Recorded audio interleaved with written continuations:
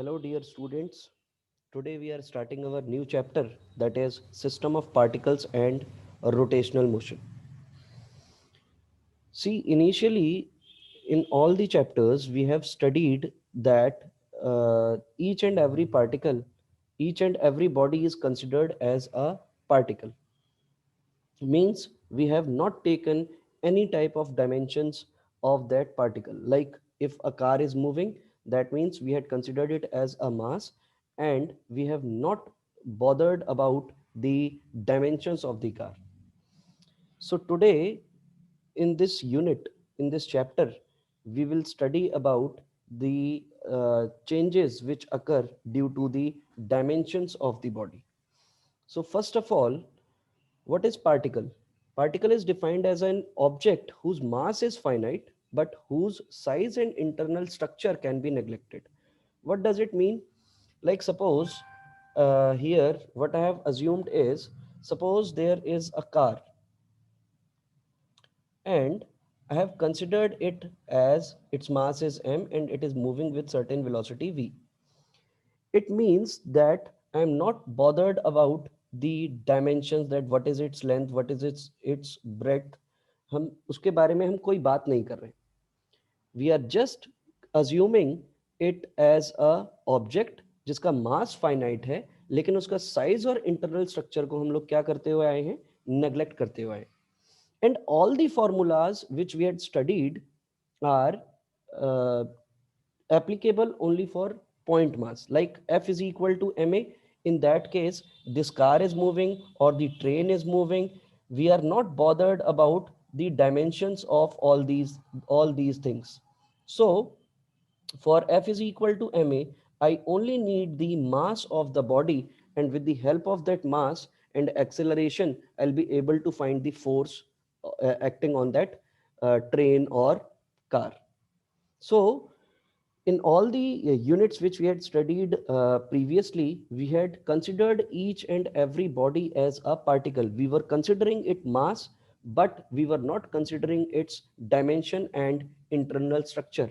So all these bodies were the particles. Next is, what do we mean by a system? System is basically a collection of particles which mutually interacts with each other. Means suppose I am having a duster, for example. In that duster, I am having a wood base and a sponge over here, right? This sponge and this wooden block is being made from several particles. Several particles means बहुत ही छोटे छोटे छोटे छोटे से particles जो हैं, उन सबको combine करके ये duster बना है. लाइक कार है, तो कार में आपके जितने भी पार्टिकल्स हैं, जितने भी कंपोनेंट्स हैं, अगर मैं उन सबको पार्टिकल्स नाम दे दूं, तो ऑब्वियस सी बात है, this car will become a system and each and every parts which is present in the car will act as a particle. So what do we mean by a system? System is basically the collection of particles which mutually interacts with each other. Now this car, after connection, or this wooden block, after the collection of the particles, they remain stick to each other. ये कभी भी किसी से अलग नहीं होते. And why they do not ये detach क्यों नहीं होते हैं? The reason behind this is the internal forces acting on the particle. मतलब एक वुडन ब्लॉक है, अगर मुझे उसमें से किसी भी पार्टिकल को अगर रिमूव करना है, तो आई नीड अ हैमर और some cutter to cut that portion of that wooden block. So what are internal forces? Internal forces are the mutual forces exerted by the particle on a system on one another. मतलब हर एक particle जो भी यहाँ पर present होगा, each and every particle will exert a force on other particles, and due to that force the particles remains combined and we get a whole system. Next is external forces. External forces are the forces which acts from the outside or due to the external agency. Most important thing is internal forces हमेशा, जैसे मान लीजिए for example मैंने क्या काम किया, मैंने यहाँ पर एक ब्लॉक लिया और इस ब्लॉक को मैंने फेविक्विक से चिपका दिया दूसरे ब्लॉक के साथ। तो ऑब्वियस सी बात है, they stick to each other, that means both these blocks are exerting some force between the two wooden blocks. तो ये पार्टिकल एक दूसरे के ऊपर जो भी फोर्स लगा रहे हैं, इंटरनल फोर्सेस कैसी हैं, इक्वल एंड अपोजिट है। Internal internal forces are remains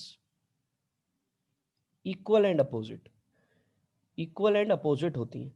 तो अगर ये इक्वल एंड अपोजिट होंगी तो ऑब्वियस सी बात है, इंटरनल फोर्सेस की वजह से बॉडी कहीं पर भी मूव नहीं करती है, कहीं पर भी उसको एक्सेलरेशन नहीं मिलता है, कभी भी उनकी शेप चेंज नहीं होती है। भाई पानी है, अगर हम वाटर को हम अगर किसी बॉटल में फिल करते हैं तो ऑब्वियस सी बात है वो पार्टिकल एक दूसरे के साथ कनेक्टेड रहते हैं, और जब हम उस बॉटल को प्लेस कर देते हैं तो they all remain in equilibrium. अगर कोई भी सिस्टम हमारा इक्विलिब्रियम में रह रहा है, इसका मतलब ये है कि उनके ऊपर लगने वाली नेट फोर्स जीरो है। हर एक पार्टिकल एक दूसरे के ऊपर हमेशा इंटरनल फोर्स लगाते रहता है। जब इंटरनल फोर्स अप्लाई होते रहेगी, इन that case after that also the system remains in equilibrium. It means the net internal forces acting on the particle will become zero, कि मतलब हर एक पार्टिकल दूसरे पार्टिकल के ऊपर equal and opposite force apply कर रहा है, जिसकी वजह से हमारा सिस्टम एज इट इज बना हुआ है। अगर मुझे इस सिस्टम को खत्म करना है, मुझे सपोज इस वुडन ब्लॉक को ही कट करना है, तो कट करने के लिए I need a external force. तो एक्सटर्नल फोर्स कौन देगा? जैसे कि हमारा कोई कटर आ गया, वुडन कटर, अगर वुड कटर है हमारे पास, या फिर हमने हैमर से इसके पार्टिकल को रिमूव करने की कोशिश की, तो those forces are external forces, and due to that external forces the shape of the body can be changed और the acceleration on the body can be provided. So what is particle? अगर कोई भी ये बोलता है कि this object is a particle, that means what we have to consider it, हमें उसके डायमेंशन से कोई लेना देना नहीं है, हमें सिर्फ और सिर्फ उसके मास से मतलब है। जो भी हमारा सिस्टम है, system is basically the collection of particle. Internal forces एक दूसरे के ऊपर लगती जरूर है, लेकिन उनका नेट सम हमेशा क्या होगा बेटा? जीरो होगा। एक्सटर्नल फोर्सेस वो फोर्सेस होती है जिसकी वजह से आपका जो भी सिस्टम है, उस सिस्टम में चेंज आए। फोर्स लगने के बाद जो भी आपके फोर्स के इफेक्ट हैं, या तो उस बॉडी को एक्सेलरेशन मिलेगी, या उसका शेप चेंज होगा, या उसका साइज चेंज होगा, या वो कहीं पर टर्न ले रहा होगा। All these all these effects can be observed only after the application of external forces on the system, right? So why we are studying this chapter is because initially we had considered each and everything as a particle, right? अगर हमने उसको एक particle की तरह assume किया है, and all the formula which we had studied till today, they are applicable only for particle system, like v square is equal to u square plus 2as। ये हम अगर फॉर्मूला अप्लाई करते हैं in that situation also, we don't need the dimension of the body, कि उस body का dimension क्या है, या फिर वो बॉडी कितने पार्ट से बनी है, उससे हमें कोई लेना देना नहीं है। We just require its velocity, right? मैंने आपको पहले भी बताया, कभी भी हमने बहुत बार हमने कार को मूव कराया, बहुत बार हमने ट्रेन को मूव कराया है, बहुत बार हमने ब्लॉक को मूव कराया है। In that situation we were least bothered about the dimension of that block, dimension of that train, and dimension of that car. So now if we are provided with the dimension of the body, in that situation how to apply these formula? For that what we have to do is we have to change that system into a particle. हमें क्या काम करना पड़ेगा? उस system को एक particle में change करना पड़ेगा। तो एक सिस्टम को एक पार्टिकल में चेंज कैसे किया जा सकता है? भाई सिंपल सी बात है, आप कभी भी एक बकेट पानी से भरी हुई आप उठाते हैं, तो इन that situation what you do is, इसी तरीके की एक बकेट होती है, और इस बकेट का जो हैंडल होता है, इस हैंडल में, हैंडल आपको प्रॉपर यहाँ पर बना हुआ मिलता है। जब आप इसको यहाँ से इसको उठाने की कोशिश करते हैं, it is very easy to move this bucket from one place to another.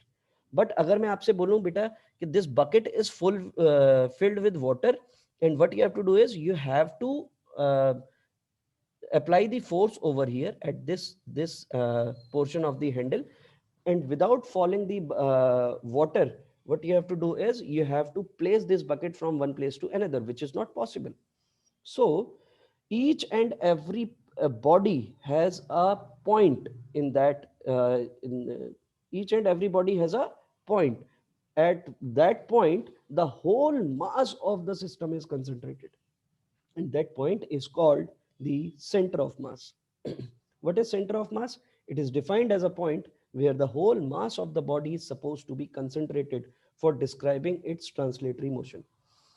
इसको दूसरे तरीके से समझने की कोशिश करते हैं। मान लीजिए मुझे एक टेबल उठाना है। फॉर एग्जांपल मेरे पास क्या है, एक टेबल है, और इस टेबल का जो डायमेंशन है वो डायमेंशन थोड़ा बड़ा है। लाइक अगर मान लो मैं ये टेबल को डायमेंशन दे दूं कि भैया ये 6 फीट की टेबल है और ये 4 फीट की इसकी विड्थ है। मुझे इस टेबल को एक प्लेस से उठाकर दूसरी प्लेस पर रखना है। तो हम क्या काम कर रहे होते हैं, हमने एक पर्सन को यहाँ पर खड़ा किया, एक पर्सन को यहाँ पर खड़ा किया। ये दोनों पर्सन अपनी अपनी फोर्सेस अप्लाई करते हैं और इस वुडन ब्लॉक को पुल करके किसी दूसरी प्लेस पर प्लेस कर देते हैं, राइट। मेरी कंडीशन क्या है, माई कंडीशन इज इसको एक ही पर्सन उठाकर लेकर जाएगा।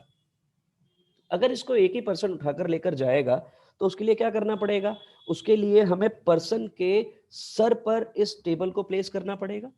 और सर पर जब हम इसको प्लेस करेंगे तो अगर मैं इस पर्सन को जस्ट इस पॉइंट के, इस वाले पॉइंट के अगर मैं नीचे खड़ा कर दूं तो ऑब्वियस सी बात है ये इसको नहीं उठा सकता, है कि नहीं। अगर मैं इस वाले पॉइंट के नीचे खड़ा कर दूंगा तब भी ये इसको नहीं उठा सकता।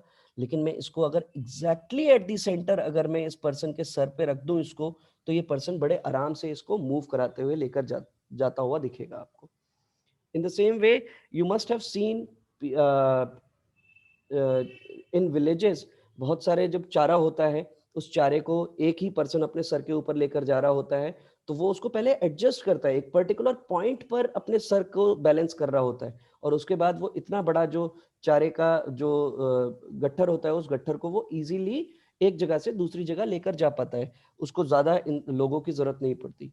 ऐसा क्यों है? ऐसा इसलिए है बिकॉज वहां पर उस पर्टिकुलर पॉइंट पर हमें उसका सेंटर ऑफ मास मिल गया कि ये जो दो पर्सन जो अलग अलग जगह पर फोर्स अप्लाई कर रहे थे, अब ये सिंगल पर्सन उतने ही अमाउंट की फोर्स इस जगह अप्लाई कर रहा है, जिसकी वजह से इस पूरी की पूरी बॉडी का हर एक पार्टिकल का सेम ट्रांसलेटरी मोशन हो रहा है। मतलब यहां से अगर ये पार्टिकल, ये वाला पार्टिकल यहां पर डिस्प्लेस हुआ तो ये वाला पार्टिकल यहां डिस्प्लेस होगा, ये वाला पार्टिकल भी उतना ही डिस्प्लेस होगा, ये वाला पार्टिकल भी उतना ही डिस्प्लेस होगा। मतलब किसी भी बॉडी के ऊपर उसको अगर मूव कराने के लिए या उसके अंदर किसी इफेक्ट को देखने के लिए अगर आप 4 जगह पर फोर्स लगा रहे हैं या 10 जगह पर आप फोर्स लगा रहे हैं, उतने ही अमाउंट की फोर्स अगर आप किसी एक जगह पर लगा दें तो उसकी वजह से जो आपको ट्रांसलेटरी मोशन देखने को मिलेगा, that motion is called centre of mass. So we can also defined it as that it is a single point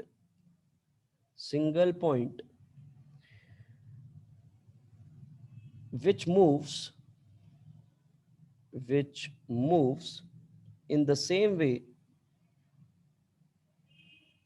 in which a single particle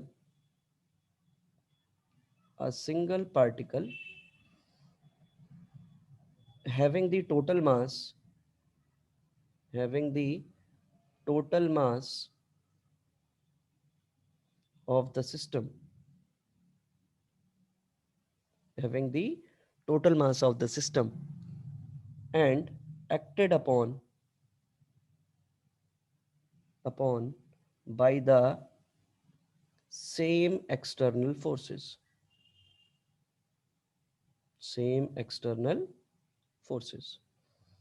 right. दूसरी एक और डेफिनेशन हम बोल सकते हैं यहाँ पर, it is a point where the whole mass of the body is suppose to be concentrated for describing the its translatory motion, या फिर it is defined as a single point which moves in the same way in which the single particle having the total mass of the system and acted upon by the same external forces, in the same way in which a single particle having the total mass of the system acted upon by the same external forces. So how to find that center of mass, ये हमारी अगली problem है। So to find the centre of mass हम सबसे पहले क्या करेंगे, suppose हमने एक सिस्टम ले लिया जिसमें सिर्फ और सिर्फ 2 पार्टिकल्स हैं। तो अगर वो दो पार्टिकल्स का मुझे सेंटर ऑफ मास आइडेंटिफाई करना है तो हम कैसे आइडेंटिफाई करेंगे? तो centre of mass of a two particle system, suppose मैंने यहाँ पर क्या काम किया बेटा, एक सिस्टम है और उस सिस्टम में दो पार्टिकल्स हैं। एक पार्टिकल सपोज ये है जिसका मास मैंने m1 मान लिया, एक दूसरा पार्टिकल यहाँ पर है जिसका मास मैंने m2 मान लिया। ऑब्वियस सी बात है ये दोनों किसी न किसी एक पर्टिकुलर डिस्टेंस पर रखे होंगे, तो ये मैंने मान लिया कि ये r1 वेक्टर पे रखा है। ये वाला जो पार्टिकल है, this particle is placed at r2 vector, right. ये इसके पोजीशन वेक्टर्स हो गए। अब इन दोनों के बीच में equal and opposite internal forces लग रही होंगी, तभी तो हम इसको सिस्टम बोल रहे हैं। यानी कि एक फोर्स इस डायरेक्शन में और दूसरी फोर्स हमारी इस डायरेक्शन में लग रही होगी। ये जो भी फोर्स है, this is the force on one due to two, and this is force on two due to one, right. तो इनकी वजह से इनका कहीं ना कहीं पर हमने सपोज अज्यूम कर लिया कि कहीं ना कहीं पर इनका सेंटर ऑफ मास है। फॉर एग्जाम्पल यहाँ पर है और मुझे यही सेंटर ऑफ मास निकालना है। इसको मैंने नाम दे दिया RCM, this is centre of mass. We have to find this particular point. तो हमने क्या काम किया, इन दोनों पार्टिकल्स के ऊपर अलग से बाहर से एक एक्सटर्नल फोर्स अप्लाई की। तो मैंने सपोज यहाँ पर ये जो फोर्स अप्लाई की है, suppose this is force F1, and यहाँ पर ये जो फोर्स अप्लाई की है, this is force suppose F2। So what is the net force acting on the particle 1? तो net force acting on particle 1, तो पार्टिकल 1 के ऊपर जो हमारी नेट फोर्स लग रही है, दैट नेट फोर्स इज, इसको F1 एक्सटर्नल नाम दे देते हैं, इसको F2 एक्सटर्नल नाम दे देते हैं। तो F1 नेट फोर्स अगर मुझे निकालनी है तो this will be equal to F1 external, vector form में है, एंड F12 वेक्टर। यही दो फोर्सेस लग रही हैं। अगर यही नेट फोर्स मुझे निकालने को बोल दी जाए एक्टिंग ऑन पार्टिकल 2, तो F2 vector this will be equal to F2 external plus F21। यही फोर्सेस होंगी भाई, यही दो फोर्सेस तो लग रही हैं इस पार्टिकल के ऊपर, ये वाली और ये वाली फोर्स, इस पार्टिकल के ऊपर ये वाली और ये वाली फोर्सेस लग रही हैं, राइट। तो अगर मुझसे यहां पर F1 की अगर बात की जाए तो F1 को मैं क्या लिख सकता हूं, this must be equal to इस वाली पर्टिकुलर इन सब फोर्सेस की वजह से इस बॉडी के पास कुछ ना कुछ, इस पार्टिकल के पास कुछ ना कुछ एक्सेलरेशन आया होगा, मतलब m1a1। और यहाँ पर क्या आया होगा बेटा, ये m2a2, कोई अलग एक्सेलरेशन आया होगा, क्योंकि दोनों के ऊपर लगने वाली फोर्सेस हमारी क्या है, अलग अलग है। अगर मैं इन दोनों इक्वेशन को ऐड करूं तो देखो मुझे क्या रिलेशन मिलेगा, m1a1 vector plus m2a2 vector, this will be equal to F1 external plus F12 vector plus F2 external plus F21 vector। तो ये F1 F2 F12 and F21 ये तो इंटरनल फोर्सेस हैं। तो ये जो इंटरनल फोर्सेस है तो F12 must be equal to minus of F21 होना चाहिए। तो ये दोनों एक दूसरे से क्या हो जाएंगी, कैंसिल आउट। यानी कि m1a1 vector plus m2a2 vector, this must be equal to F1 external plus F2 external. ऐसी वैल्यू हमें देखने को मिलेगी। तो जब मुझे ये वैल्यू देखने को मिली तो इस केस में ये हमारे पास एक रिलेशन आ गया, और ये रिलेशन हमें क्या मिला यहाँ पर कि F1 external plus F2 external is equal to m1a1 plus m2a2। अब सिस्टम जो भी हमारा सेंटर ऑफ मास है, इस सेंटर ऑफ मास का क्या मतलब है कि जो भी फोर्स हमारे सिस्टम पर लग रही हैं उतने ही अमाउंट की फोर्स इस पार्टिकल के ऊपर लग जाए। तो उतने ही अमाउंट की फोर्स अगर इस पार्टिकल के ऊपर लग जाए, इसका क्या मतलब हो गया, इसका मतलब हो गया कि हमें क्या काम करना है, हमें भैया यहाँ पर ये मैंने फोर्स अप्लाई की और ये फोर्स हमारी किसके बराबर हो जाएगी, F1 external plus F2 external, और इसकी वजह से इसको कुछ ना कुछ एक्सेलरेशन मिलेगा। और ये जो एक्सेलरेशन मिलेगा, मतलब मैं यहां पर क्या लिख सकता हूं, सेंटर ऑफ मास का क्या मतलब था, वो सारी की सारी फोर्सेस जो टेबल पर हम लोग दो साइड से, अलग अलग साइड से हम फोर्सेस अप्लाई कर रहे थे, वो पूरी की पूरी फोर्स उस पर्टिकुलर पॉइंट पर लग जाए, जिसकी वजह से पूरी की पूरी बॉडी का ट्रांसलेटरी मोशन क्या रहे, सेम मिले हमें। तो F1 external plus F2 external, यही टोटल फोर्स हमें समझ में आई जो हमारे सिस्टम के ऊपर लग रही है। बाकी इंटरनल फोर्सेस की वजह से तो सारी चीजें जीरो हो जाएंगी। ये हमारा किसके बराबर हो जाएगा बेटा, मास of the system into acceleration of the system, right. यही चीज हमें देखने को मिलेगी। तो अगर मैं 1 और 2 को ध्यान से देखूं, तो मास ऑफ द सिस्टम की जगह पर मैं क्या लिख सकता हूं, मास of the system will be, पूरे के पूरे सिस्टम का मास कितना है, m1 प्लस m2। तो मैं मास ऑफ द सिस्टम को m1 प्लस m2 से क्या कर सकता हूं, रिप्लेस कर सकता हूं। अगर मैं यहां पर इसको रिप्लेस करने की बात करूं, 1 और 2 को पहले इक्वेट करने की बात करूं, तो मुझे देखो क्या रिलेशन मिलेगा, m1a1 plus m2a2 vector form में लिखना है।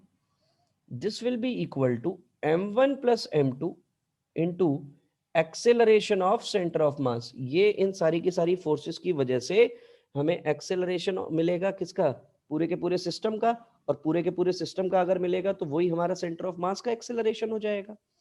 तो ये जो एक्सेलरेशन आएगा, this acceleration A C M vector, this will be equal to m1a1 vector plus m2a2 vector divide by m1 plus m2.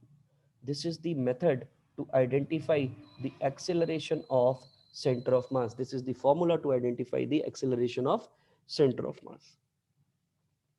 लेकिन हमारा काम तो क्या निकालना था, position of centre of mass निकालना था। तो पोजीशन ऑफ सेंटर ऑफ मास निकालने के लिए देखो हमने क्या काम किया बेटा, हमने यहां पर इस रिलेशन को, जो ये ACM है, इस एक्सेलरेशन का फॉर्मूला हमारे पास होता था dv बाई dt, राइट। तो मैं यहां पर फॉर्मूले को चेंज कर रहा हूं, तो ये dvcm बाई dt हो जाएगा।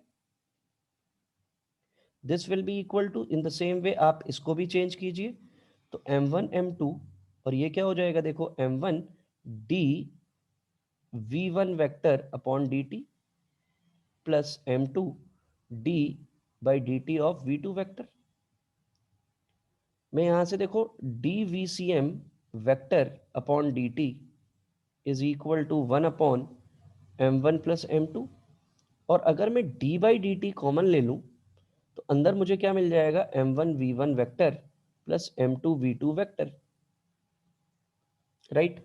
इसी रिलेशन को मैं और कैसे लिख सकता हूं देखो, dvcm vector upon dt, this must be equal to d by D T of, ये हो जाएगा आपका m1 v1 vector plus m2 v2 vector divide by m1 plus m2।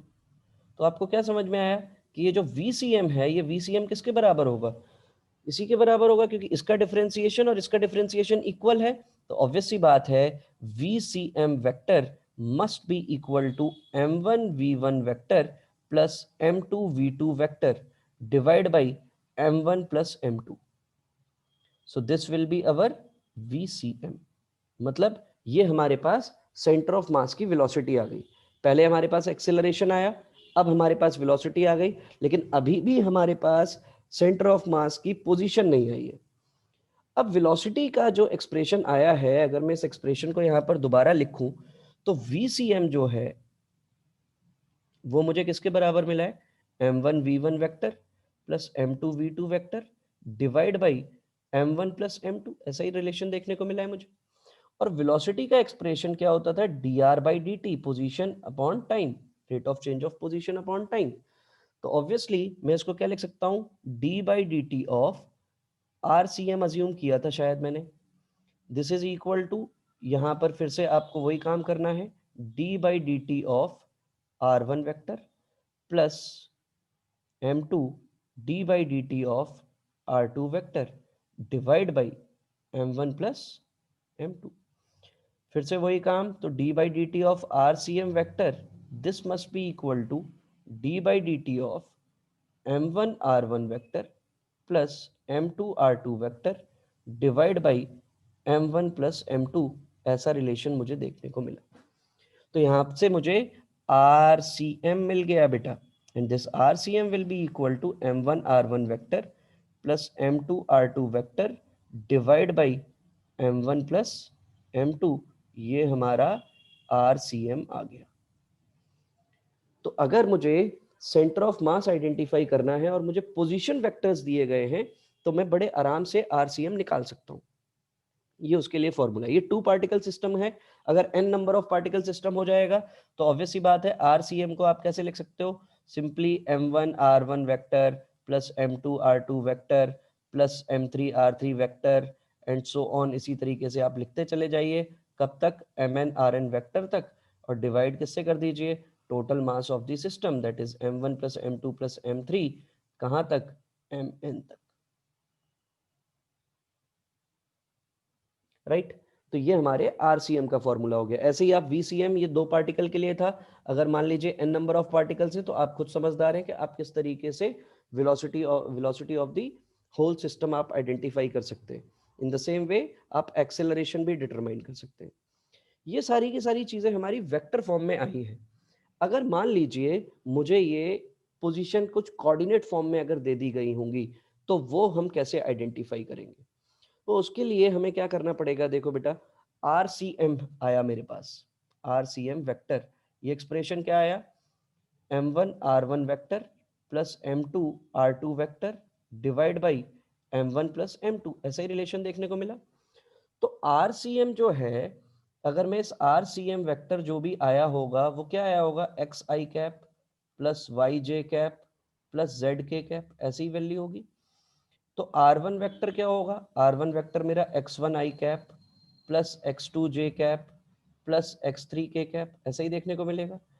ऐसे ही आर टू वैक्टर अगर मुझे लिखना होगा तो क्या हो जाएगा, X two I cap plus, इसको sorry, Y two, Y one, एक second, R one vector will be X one I cap plus Y one J cap plus Z one K cap, ऐसे ही लिखेंगे। तो आर टू वैक्टर क्या लिख पाएंगे हम लोग, X two I cap plus Y two J cap plus Z two K cap, इसी फॉर्म में होगा। इन वैल्यूज को जब मैं प्लेस कर रहा हूं यहां पर, तो एक्स आई कैप प्लस वाई जे कैप प्लस जेड के cap, this must be equal to m1, इसको क्या लिख पाऊंगा मैं, X one I cap Y one J cap Z one K cap plus m2 X two I cap Y two J cap Z two K cap divide by m1 plus m2, ऐसे ही लिखेंगे। तो आई वालों को जब मैं एक साथ प्लेस करूंगा यहां पर, तो एक्स आई कैप वाई जे cap capital y plus capital z के cap, this must be equal to m1 x1 plus m2 x2 upon m1 plus m2 i cap plus m1 y1 plus m2 y2 upon m1 plus m2 j cap plus this will be m1 z1 m2 z2 divide by m1 plus m2, और इसको आप किससे multiply कर देंगे, k cap से। तो यहां से आपको XCM पता चल गया, this X is basically XCM, क्योंकि RCM को हमने रिप्लेस किया था। तो X की वैल्यू हमारे पास क्या आ गई, m1 x1 m2 x2 upon m1 plus m2। y की अगर हम बात करें तो वो हमें क्या मिल जाएगा, m1 y1 plus m2 y2 divide by m1 plus m2। ऐसे ही अगर z की बात करेंगे तो m1 z1 m2 z2 upon m1 plus m2। अगर n नंबर ऑफ पार्टिकल्स होंगे तो वही चीजें क्या होती चली जाएंगी, ऐड होती चली जाएंगी। तो ये मुझे कोऑर्डिनेट सिस्टम में भी समझ में आया कि अगर कोऑर्डिनेट सिस्टम में अगर मुझे सेंटर ऑफ मास निकालना होगा, in that case I am going to use these formulas, ये फॉर्मूले हमारे काम के होंगे, राइट। तो पार्टिकल सिस्टम अगर कहीं पर भी दिया होगा मुझे, तो उस केस में मुझे सेंटर ऑफ मास निकालना समझ में आया कि हम किस तरीके से पार्टिकल सिस्टम के केस में हम लोग सेंटर ऑफ मास आइडेंटिफाई कर सकते हैं। सो आई होप आज के लिए इतनी कहानी बहुत है. Rest we'll see in the next video. Till then, thank you so much. God bless you all.